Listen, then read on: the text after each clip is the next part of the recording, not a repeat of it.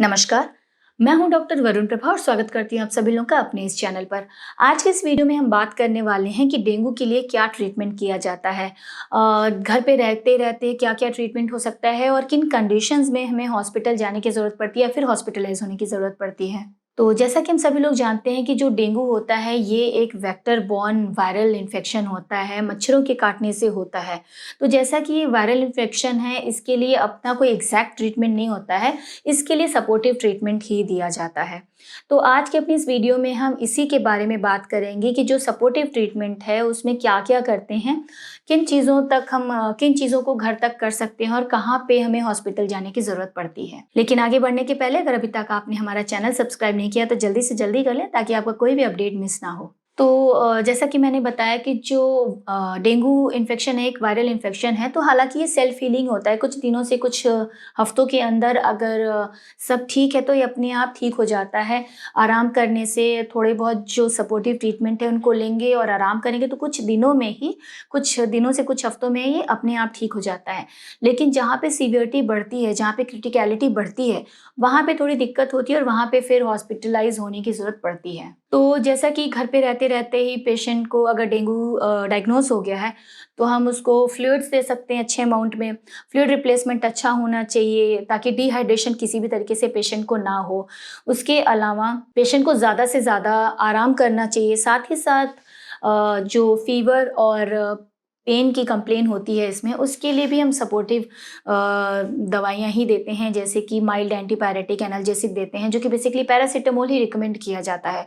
लेकिन हाँ, एक चीज़ का ध्यान ज़रूर रखना चाहिए कि जो non steroidal anti inflammatory drugs होते हैं, नसेड्स होते हैं, उनको अवॉइड करना चाहिए। तो जैसा कि मैंने आपको बताया कि फ्लूइड्स का इंपॉर्टेंस बहुत ज़्यादा है, यहाँ पे फ्लूइड मेंटेन बहुत ज़्यादा करना चाहिए। तो ओरल डिहाइड्रेशन थेरेपीज़ भी कई बार दी जाती हैं। लेकिन कई बार ये होता है कि डिहाइड्रेशन काफ़ी ज़्यादा हो जाता है, तो आईवी फ्लूइड्स की भी ज़रूरत पड़ती है। तो उस कंडीशन में हॉस्पिटलाइज़ होने की ज़रूरत होती है। उसके अलावा और किस कंडीशन में हॉस्पिटलाइज़ होते हैं, तो अगर प्लेटलेट काउंट कम हो जा रहा है, जो कि एकदम शुरू के फ़ेज़ में नहीं पता चलता है, कम से कम 6 से 7 दिन बाद जो प्लेटलेट्स होते हैं वो फॉल होने शुरू होते हैं, जो कि हर कंडीशन में नहीं होता है। जहाँ पे डेंगू का थोड़ी-सी सीवियरिटी बढ़ती है, वहाँ पे प्लेटलेट काउंट जो कम होना शुरू होता है। तो जैसा कि मैंने पहले भी चीज़ बताया कि जो प्लेटलेट काउंट का कम होना है, ये कोई डायग्नोसिस टूल नहीं है। मतलब इसके बेसिस पे हम डेंगू को डायग्नोज़ नहीं करते हैं। इसके द्वारा डेंगू का जो प्रोग्रेशन है वो समझ में आता है कि अगर विद टाइम प्लेटलेट्स का काउंट कम हो रहा है नॉर्मल से, दैट मीन्स कि डेंगू फर्दर उसकी सीवियरिटी बढ़ रही है, उसकी क्रिटिकैलिटी बढ़ रही है। तो जिन कंडीशंस में प्लेटलेट काउंट कम हो रहा है, वहाँ पे फिर हॉस्पिटलाइजेशन की ज़रूरत होती है, वहाँ पे फिर प्लेटलेट ट्रांसफ्यूजन की ज़रूरत होती है, जो कि आपके डॉक्टर आपके रिपोर्ट के हिसाब से डिसाइड करते हैं। उसके अलावा जैसे कि मैंने पहले की वीडियोज़ में भी बताया, जहाँ पे मैंने आपको इसके लक्षण बताए हैं कि इसमें ब्लीडिंग की समस्या भी हो सकती है, ब्रूजिंग होने लगती है, कई बारी शॉक भी हो जाता है, शॉक की कंडीशन में भी पेशेंट चला जाता है। तो इन सारी कंडीशन में भी पेशेंट को हॉस्पिटलाइज़ होना पड़ता है और वहाँ पे एज़ पर रिक्वायर्ड जो ट्रीटमेंट होता है वो सब दिया जाता है।